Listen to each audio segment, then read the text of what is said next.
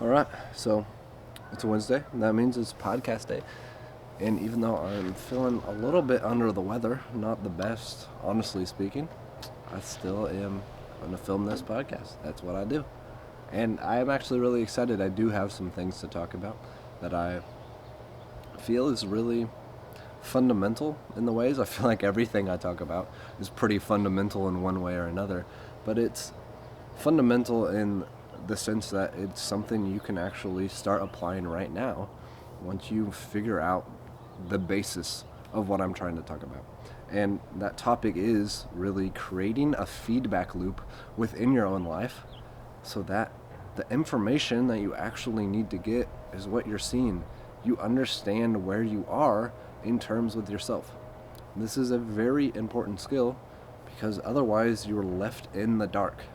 So how does a feedback loop actually get created? What does that mean in the first place? And how can we make that better and better? What are the traps, the pitfalls that a lot of people end up falling into? Well, I'm going to go over all of this. First of all, a feedback loop is simply having a system to get information from your actions. You do something, and if the results are completely blind, well, then you have no way of recorrecting yourself if you're on the wrong path. It is like walking through a forest with no flashlight. It's the middle of night. If you hit a tree, well, you have no idea if it's the same tree that you've already hit or a different one. And you're just going to be stumbling around. You have no idea if you're walking in the right direction to safety or just going deeper and deeper into this forest. So this is the problem we're trying to solve. How do we give clarity? How do we shine light? Maybe pull up a compass to see which direction we're actually going in. Well, I would define feedback loops having two main pitfalls. That is a feedback loop that is very negatively based, and a feedback loop that is based around confusion. Now, these two are separate in how they act, but very similar in the results that they're going to show you and how you will feel about yourself, because that's the end result. How do you feel about yourself? The results will determine how you end up feeling. And maybe if you have more so of a negative outlook on life, maybe all you need to change is really how you are looking at the actual data that you are collecting within your life. So a negative feedback loop, to start out with, is one that is simply not giving you the right data. One where you understand you aren't showing up for yourself. That is, if you say, okay, I promise I'm going to do X, Y, and Z, and you continually end up showing that you aren't going to do X, Y, and Z because you don't show up and do them. Well, that over time, over years and years of being built up, where you promise something to yourself and don't fulfill it, that's going to be a negative feedback loop. Now, this could be for multiple reasons. Maybe the things you are promising are way far out of your scope, something that is too big to handle. Maybe you aren't putting enough effort into them. You need to spend more time. But really, what we want to do is create a feedback loop that is positive. No matter where it is at, no matter where you are at personally, we want one that is showing you show up for yourself, you do what you say. And that might mean having to take back, in a way, what you are saying. Being very careful about what you promise yourself, what you put down as a goal, what you actually expect yourself to achieve in a day.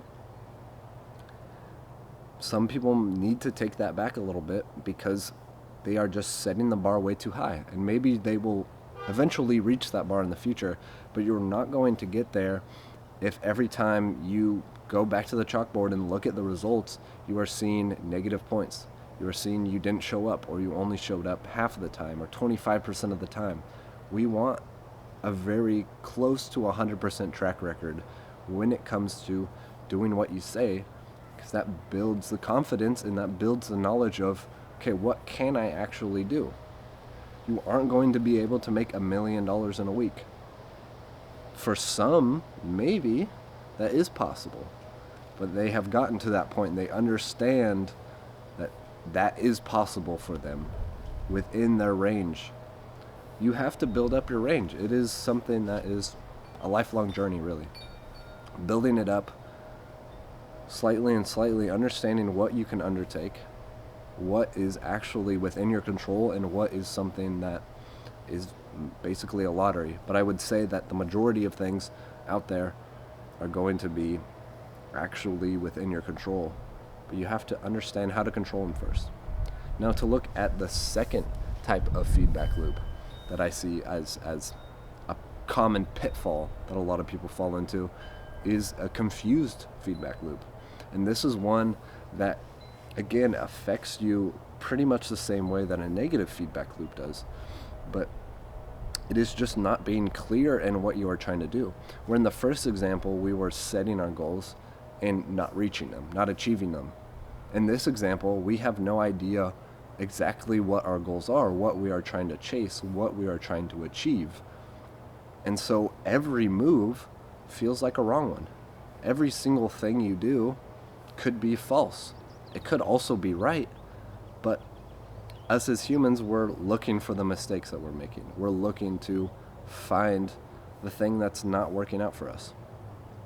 How do you change that in a way that is going to actually benefit you? And real quick, I'm going to move the camera because I am staring into the sun. This is professional work here.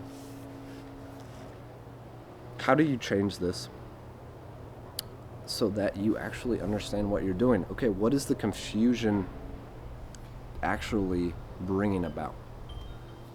Because in a sense, the confusion is a fairly good sign.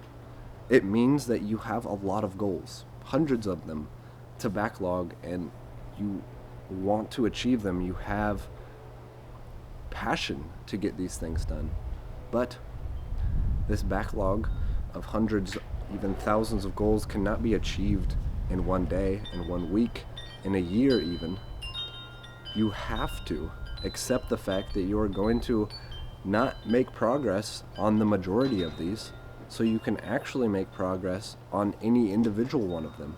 So you can actually achieve any certain goal from this list. You have to take a sense of vulnerability, really, to say, okay, I can't do it all. I can't take everything on in this moment. But if you are able to accept a long-term perspective on things, realize that life is more than just this next few months. Hopefully, I would say, for the majority of people, that's going to be the case. And you have your entire life to move forward and complete this giant list. It's great that you have all of these wants and needs that you need to fulfill, but you can't do those all right in this moment. And not knowing which ones are important to you in this moment creates this confusion. Pick a few. Create a list, an actual measurable thing that helps you figure out what you are trying to do. And the great thing about this, about removing this confusion aspect, is, well, if you end up doing more, if you end up making progress on the other goals that weren't necessarily the most important, great. If you don't, also great, because you're still showing up to the things that you know are important. And this stops this cycle of beating yourself up, this cycle of every move is a wrong move because you could have also been doing this and this and this. You can't fit 100 different things within your day. You're not going to make progress on that. So pick the few individuals that are actually important, that need to come first before others, and focus on those and realize that, okay, this is what I am trying to do. This is the progress I am trying to make, and you will start to see results. Again, you also need to be wary. If you move out of a confusion feedback loop, you don't want to end up in a negative feedback loop.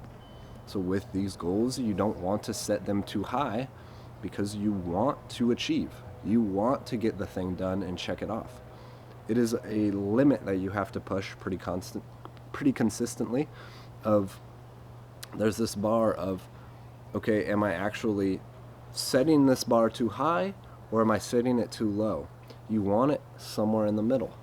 You want to be pushing yourself to do the work, doing the work that you wouldn't just normally do if there was no pressure, no actual planning given to it. But you also don't want to set the bar too high where it's unachievable, or even probably unachievable most of the time, because you want close to 100%. You want to show up and check almost everything off every time. Now, you get a sense of, okay, this day, I didn't do this. In the beginning of the process, it is trial and error. You have to figure out what isn't working and what is, and being honest with yourself is the biggest key here, because maybe you didn't show up to do something because you actually had no time, or maybe you didn't show up because you wasted your time doing something else unimportant, maybe scrolling on your phone. And this honesty is really the key. If you can't be honest with yourself in either way, if you're honest with yourself in a way of, I showed up, I did as much as I could, I gave 100%, and I still didn't get to this one thing or these group of things, is this too much? You could also, in that situation, oh, I should have done this and this, and I could have. Well, maybe that isn't the truth. You have to be honest with yourself on both sides. Figuring out where to actually place this bar so that achievement happens every single day. You're not running yourself into the ground, and you're not slacking off. We don't want to be on either sides of the spectrum. Now, how do you actually have a feedback loop that starts to work? Well, again, it is simply achieving the things that you say you're going to achieve. You make a promise and you show up for this promise. But what does a promise actually look like? This comes into structuring something that I feel a lot of people end up doing slightly wrong, and it's not that they are completely in the wrong direction. They just need a few extra things. And really, it's these SMART goals, if you've heard of the term. I'm not sure what all the letters mean, but really, the most important thing is that it's measurable. And measurable means a lot to a lot of different people. And it is pretty vague, but it just means, can you say yes or no to, is this goal complete? If that isn't immediately understandable to you, well, then you need a little more clarity in it. If you have a goal of getting more flexible, then what does that actually mean? Because you can get flexible in your shoulders, you can get flexible in your legs. And then what does that mean? Let's say you want to be able to do side splits. This is a personal journey that I'm on. Okay, what does side splits mean? For me, side splits means I'm able to touch my knees to the ground when I'm doing side splits. That is when I've achieved it. I could also say I want to be able to touch my inner thigh to the ground and go even further and further. But I have a actual measurable thing. Okay, are my shins touching the ground? No, then I need to put more work into it. Doing this with your goals as well as your actions is important. What does and showing up and doing an exercise look like? What does training for the side splits look like? In my case, it's a routine where if I don't complete every single thing from the routine, well, then I haven't completed that. I can't check it off my list. But if I have, I have. If I do a little more, great. And I understand the importance of creating this yes or no so that I don't have to question myself. I don't have to sit there and go, well, I put a lot of effort into it today. Well, maybe that effort wasn't in the right way, wasn't going in the right direction. And this is what having measurable goals actually helps you to achieve, because the whole point of a feedback loop is, again, the ability to make corrections to what you are doing, to actually have something continually progress and get better because you are realizing what's going wrong. It's this microscope effect that you are able to see, okay, is this actually getting me towards the thing, especially when you have something measurable. So you need to be at 100% of something. Well, if you're only at 50% of the way when you're 3/4 of the way through the time that you need to get it done, you need to pick up this pace a little bit, because then by the time that it's actually done, you're only going to be 75%. You need that 100%. You need to pick up the pace. Figuring out how things are going to be measured isn't always easy. I've had a few cases where it seems pretty arbitrary, and I do kind of have to force the measurement in one way or another. For example, last 3 months that I did this set of goals that I was working on, I had one goal that was basically described as improving my speech, improving my ability to articulate myself. Okay, then how do you measure that? That was a question I sat with for quite a while, but I came up with my own system. It took a little bit of thought, but I said, okay, I can measure that by sitting down, recording a video of me at the beginning, and taking points. Okay, did I explain myself well? Did I stutter? Did I mumble? Okay, that's a negative point. Was I able to clearly get across an idea? Was I able to come up with great metaphors or analogies for the situation I was trying to get across? Okay, that's a plus. And then I had this whole scoring system that I was able to see, okay, this is where I was at the beginning, this is where I was at the end. And the goal was to simply double those positive points. And I did. I ended up achieving that. I ended up going over that goal even. And so I can feel good about myself. And although maybe there could have been a completely different way that I went about measuring those things, having that measurement at the very least, even if it wasn't the most optimum, was beneficial for me, because sure, I definitely did feel like I got better at speaking. That was a feeling I had, but I couldn't prove it, I feel you just need to prove it sometimes. And that's what I did.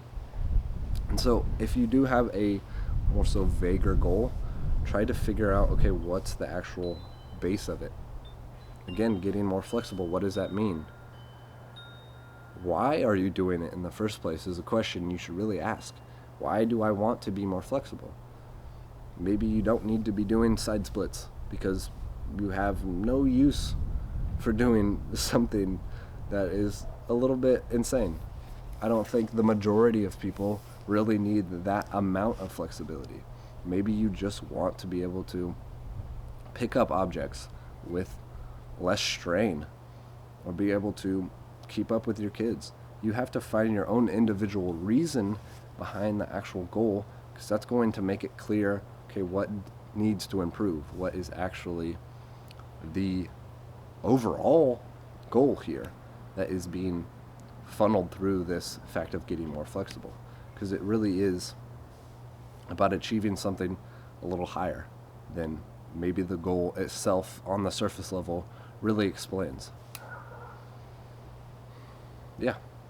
And I feel that pretty much sums it up. It's this feedback loop that we want to create where positively we are achieving what we need to achieve the majority of the time. Try to get that 100%, but realize in the beginning it's a process of trial and error, figuring out what's going to work for you, how much are you actually able to undertake, and being honest with yourself and figuring that out. But the first step is to get out of a confusion feedback loop, or to get out of a negative feedback loop, to start making actual change, making that percentage get closer and closer to 100%, so that you can tell yourself, not just as a mantra, but actually literally, when I say I'm going to do something, I do it, and I'm 100% certain of that because I have this data that I've built up that says that. Literally improvable, infallible, infungible. I don't know what I'm looking for, but that data isn't going away, and you will have that forever to keep as a gift to yourself, to show when I say something and something truthfully is important to me, I show up and I get it done. My word is as solid as gold, and that goes for other people, but that also goes for myself. When I am asking myself to do something, I put myself first. I help myself, and in that way you can start to help a lot more people. So, if you like this video, give it a like. If you dislike this video, give it a dislike. If you have anything to talk about, leave it in the comments. I like to express and hear new perspectives coming in and just express my own. That's why I'm doing all of this. So if you have anything to say, leave it in the comments. Other than that, I will see you next Wednesday for another one of these where I'm just going to ramble about a few things. Cool. See you then.